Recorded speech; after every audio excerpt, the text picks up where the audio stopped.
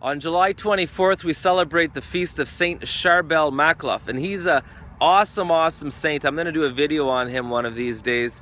But in the opening prayer at Mass, it begins by saying, "O God, who called the priest Saint Sharbel Makhlūf to the solitary combat of the desert." And I love that line, the solitary combat of the desert. And the truth is each one of us is called to enter into this combat.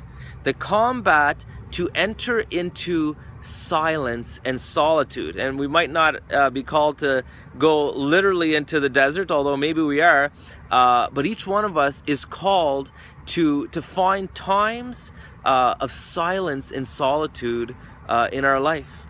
And the sad reality is that so many of us, we're horrified of that. We're horrified of being alone with ourselves and with God because we're afraid of what we might see.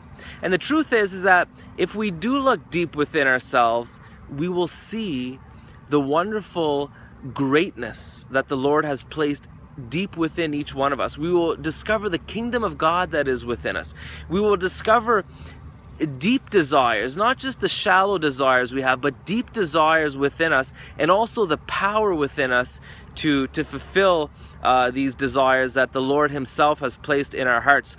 But again, to enter into that place where we can look deeply within and see the wonderful presence of God and what the Lord has placed within us, it's a battle. It's not easy. Most of us, we'd rather just run away and whatever, watch TV or check Facebook or check out, what the sports scores are or whatever. But I challenge you.